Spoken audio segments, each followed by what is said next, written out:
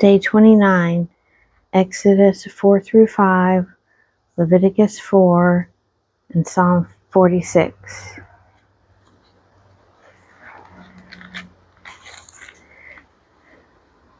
Exodus 4. God gives Moses help for his mission. Then Moses answered, "But behold, they will not believe me or listen to my voice, for they will say, 'The Lord did not appear to you.'" The Lord said to him, "What is that in your hand?" He said, "A rod." And he said, "Cast it on the ground." So he cast it on the ground, and it became a serpent, and Moses fled from it. But the Lord said to Moses, "Put out your hand and take it by the tail." So he put out his hand and caught it, and it became a rod in his hand, that they may believe that the Lord, the God of their fathers, the God of Abraham, the God of Isaac, and the God of Jacob, has appeared to you. Again the Lord said to him, "Put your hand into your bosom." And he put his hand into his bosom, and when he took it out, behold, his hand was leprous, as white as snow. Then God said, "Put your hand back into your bosom." So he put his hand back into his bosom, and when he took it out, behold, it was restored like the rest of his flesh. "If they will not believe you," God said, "or heed the first sign, they may believe the latter sign. If they will not believe even these two signs, or heed your voice, you shall take some water from the Nile and pour it upon the dry ground, and the water which you shall take from the Nile will become blood upon the dry ground." But Moses said to the Lord, "O my Lord, I am not eloquent, either heretofore or since you have spoken to your servant, but I am slow of speech and of tongue." Then the Lord said to him, "Who has made man's mouth? Who makes him mute or deaf or seeing or blind? Is it not I, the Lord? Now therefore go, and I will be with your mouth, and teach you what you shall speak." But he said, "O my Lord, send, I pray, some other person." Then the anger of the Lord was kindled against Moses, and he said, "Is there not Aaron your brother, the Levite? I know that he can speak well, and behold, he is coming out to meet you, and when he sees you, he will be glad in his heart. And you shall speak to him and put the words in his mouth, and I will be with your mouth and with his mouth, and will teach you what you shall do. He shall speak for you to the people, and he shall be a mouth for you, and you shall be to him as God. And you shall take in your hand this rod, with which you shall do the signs." Moses returns to Egypt. Moses went back to Jethro his father-in-law and said to him, "Let me go back, I beg, to my kinsmen in Egypt, and see whether they are still alive." And Jethro said to Moses, "Go in peace." And the Lord said to Moses in Midian, "Go back to Egypt, for all the men who were seeking your life are dead." So Moses took his wife and his sons and set them on a donkey and went back to the land of Egypt. And in his hand Moses took the rod of God. And the Lord said to Moses, "When you go back to Egypt, see that you do before Pharaoh all the miracles which I have put in your power. But I will harden his heart, so that he will not let the people go. And you shall say to Pharaoh, 'Thus says the Lord, Israel is my firstborn son. And I say to you, let my son go, that he may serve me. If you refuse to let him go, behold, I will slay your firstborn son.'" At a lodging place on the way, the Lord met him and sought to kill him.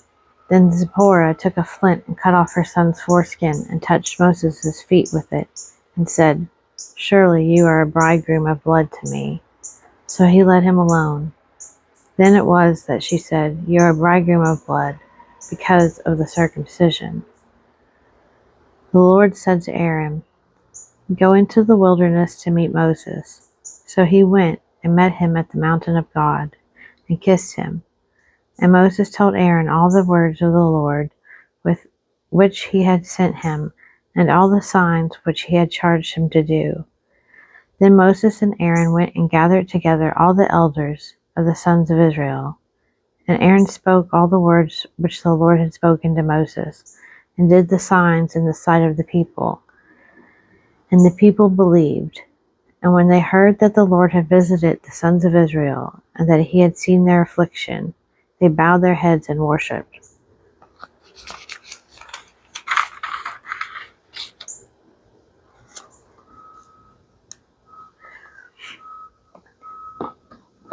Exodus 5. Bricks without straw.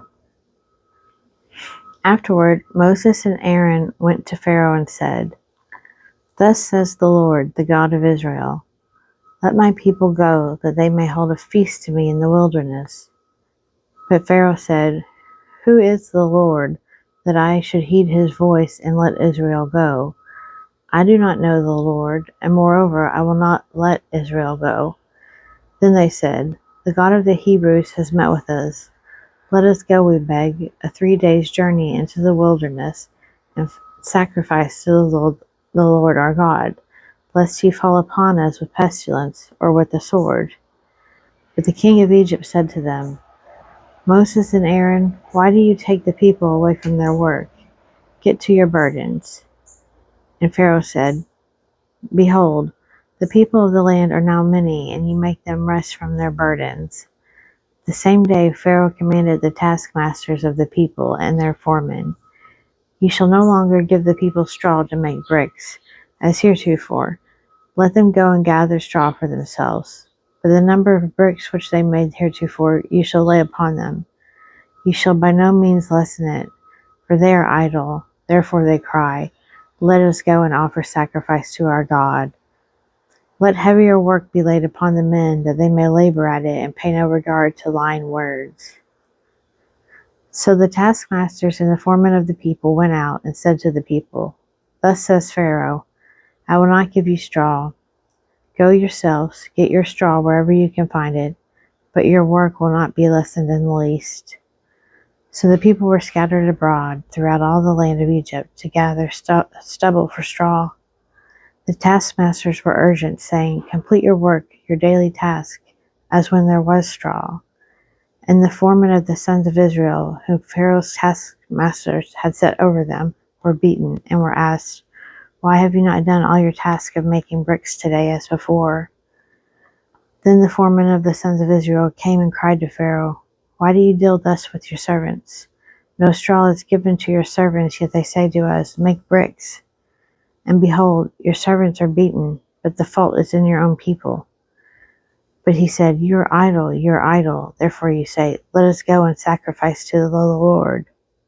Go now and work, for no straw shall be given you, yet you shall deliver the same number of bricks. The foremen of the sons of Israel saw that they were in evil plight when they said, You shall by no means lessen your daily number of bricks. They met Moses and Aaron, who were waiting for them, as they came forth from Pharaoh, and they said to them, The Lord look upon you and judge, because you have made us offensive in the sight of Pharaoh and his servants, and have put a sword in their hand to kill us. Then Moses turned again to the Lord and said, O Lord, why have you done evil to this people? Why did you ever send me? For since I came to Pharaoh to speak in your name, he has done evil to this people, and you have not delivered your people.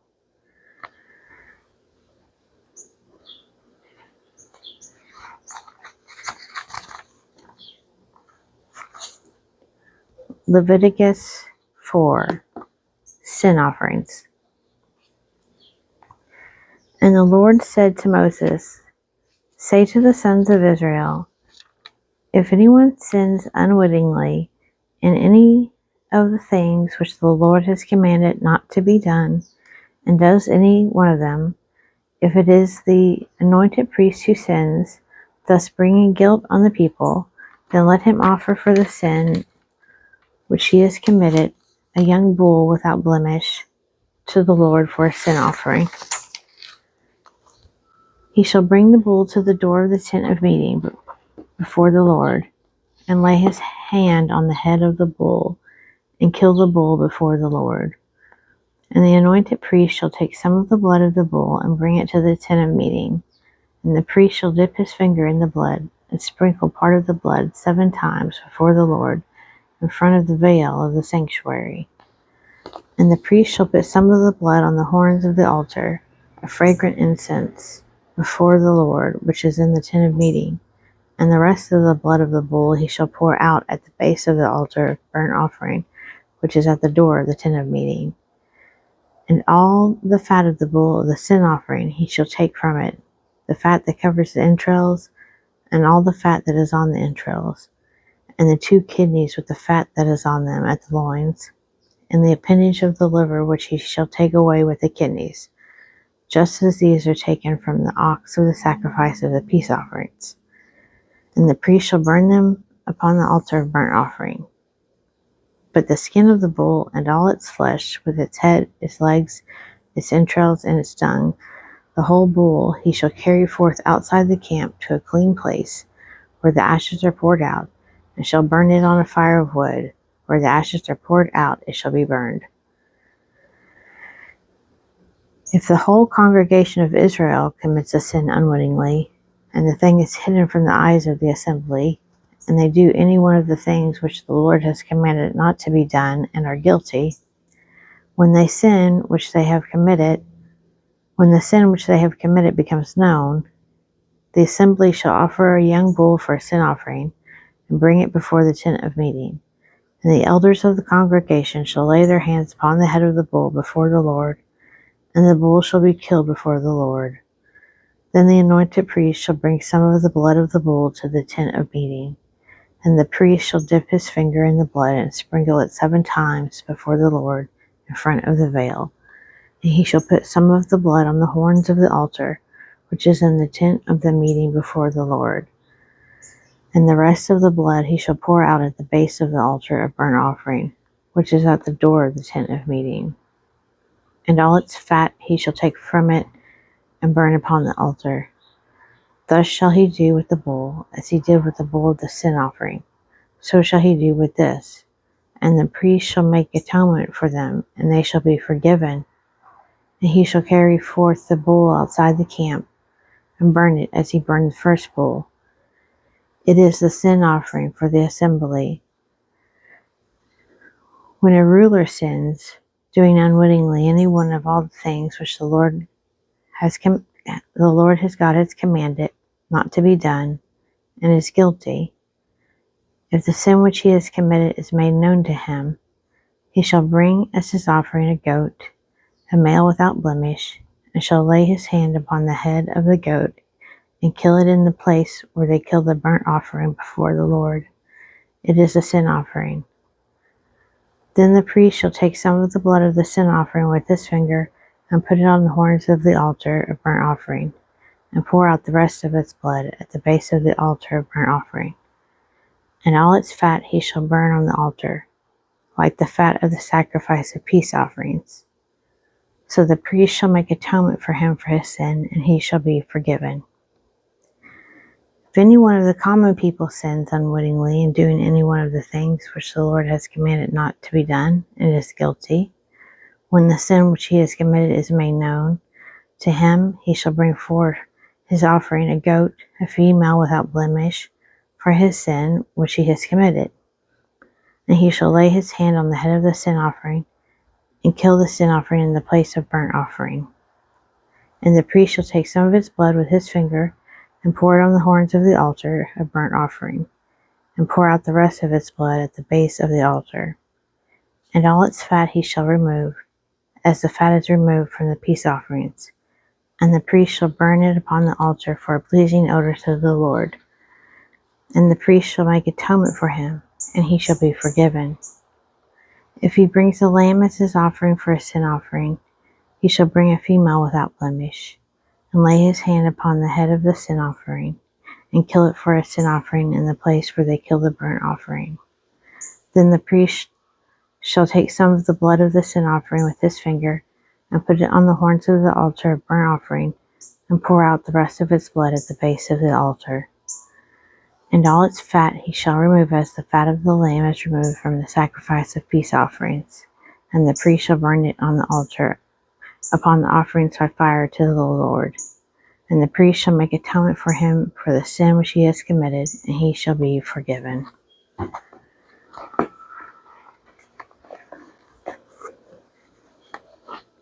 Psalm 46. God's defense of his city and people. To the choirmaster, a psalm of the sons of Korah, according to Alamoth, a song. God is our refuge and strength, a very present help in trouble. Therefore we will not fear, though the earth should change, though the mountains shake in the heart of the sea, though its waters roar and foam, though the mountains tremble with its tumult. There is a river whose streams make glad the city of God, the holy habitation of the Most High. God is in the midst of her. She shall not be moved. God will help her when morning dawns. The nations rage, the kingdoms totter. He utters his voice, the earth melts. The Lord of hosts is with us. The God of Jacob is our refuge. Come, behold the works of the Lord, how he has wrought desolations in the earth. He makes wars cease to the end of the earth. He breaks the bow and shatters the spear. He burns the chariots with fire. Be still and know that I am God. I am exalted among the nations. I am exalted in the earth. The Lord of hosts is with us. The God of Jacob is our refuge.